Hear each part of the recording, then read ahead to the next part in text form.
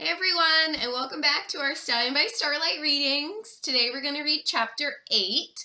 In Chapter 7, Jack and Annie inhaled that magic mist that Merlin gave them to become the world's greatest horse trainers, and they were able to communicate with Bucephalus and figure out why he was acting the way that he was. They found out that Bucephalus really just missed his master. So, our next chapter today is called Night Riders. Let's get started. Stars twinkled in the night sky. Jack and Annie were quiet for a time. Then Annie gently rubbed the horse's neck and said, "Hey, buddy, let's go for a ride. Want to?"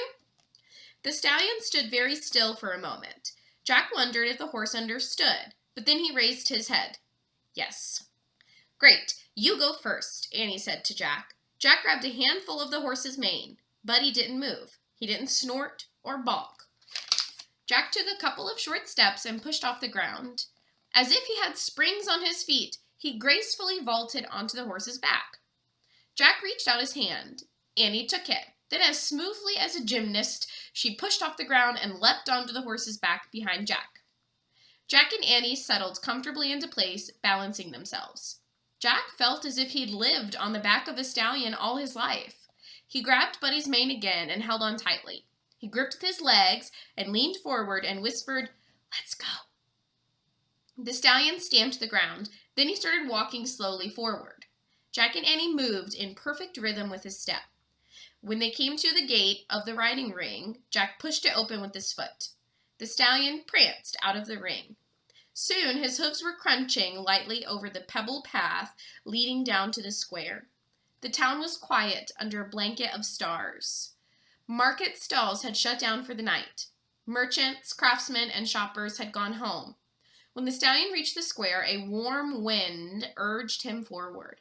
He quickened his gait and began to trot. Jack and Annie moved in time with his steps. 1, 2, 1, 2, 1, 2. The stallion picked up speed until he began to canter. Jack and Annie moved in time to a different, smoother rhythm. 1, 2, 3, 1, 2, 3. Jack felt as if they were dancing all together. When the stallion came to the wide road that led from the square, he began to gallop. He took long, swinging strides until his hooves barely touched the ground. Jack had the feeling that his legs had become one with the horse's legs. His breath had become one with the horse's breath. His skin had become one with the horse's skin. Buddy ran on, unafraid of the dark. He galloped along the dirt road, passing the moonlit military field where the king's army was still drilling for war. The stallion kept galloping. He passed the meadows where sheep and cows slept under the stars. He passed quiet farmhouses and barking dogs. As Buddy galloped lightly over the countryside, Jack and Annie knew how to sit evenly and how to breathe deeply. They knew when to lean forward and when to shift their weight back. If they wanted Buddy to slow down or speed up or turn, they only had to shift their bodies slightly, and the horse seemed to understand. Buddy soon left the road and started over a grassy field. Jack couldn't see what was ahead, but he trusted the horse's instincts. He trusted his own, too. He felt completely safe. When Buddy jumped over narrow ravines, Jack knew how to relax his body and cling to the horse's mane. When Buddy splashed through swamps and marshes, Jack knew how to stay centered on the horse's back. All through the night, Jack, Annie, and Buddy traveled over the countryside. When the horse finally slowed down to a steady walk, Jack began to grow sleepy. He rested his head on Buddy's neck. Jack heard frogs croaking in the wet reeds and crickets chirping in the dry grass. His body rocked as Buddy's hooves tapped over the hard, cracked earth through olive groves and rocky fields. He closed his eyes. "Jack!" Annie nudged him from behind. What? Jack said in a daze. "Wake up." "What?" Jack opened his eyes. The sun was up. In the rosy dawn, Buddy was ambling along the wide dirt road that led back to town. Sheep had risen to their feet and were grazing on dewy grass. A cool breeze blew by Jack's face.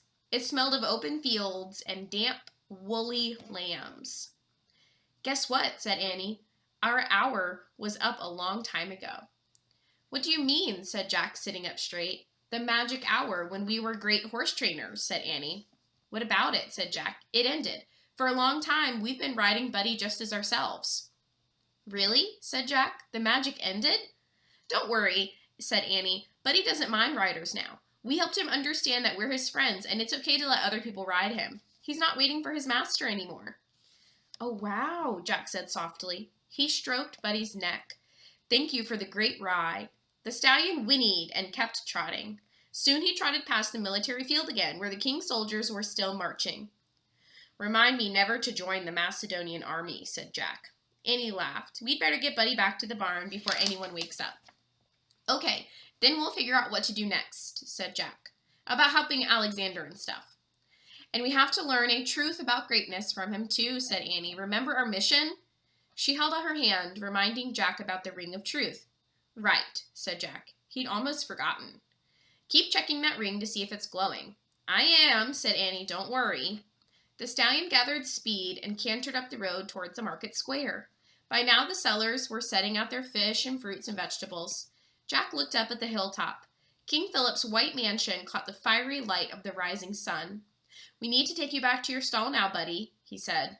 The stallion stepped carefully up the pebble path. When they reached the stable area, Jack spied the king and his companions walking toward the riding ring. Oh no, they're here already, he said.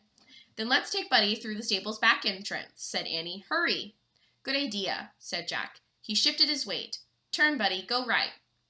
The stallion changed direction and headed towards the back of the stable. But as they drew closer, Jack saw someone standing in the open doorway. It was Prince Alexander. Well, that's the end of today's chapter. It was a little shorter than our other chapters. Jack and Annie had a beautiful, wonderful ride on Bucephalus, or Buddy, and they're trying to sneak him back into the stable so no one knew he was gone, and they were coming right up on Prince Alexander. So I wonder how that interaction is going to go.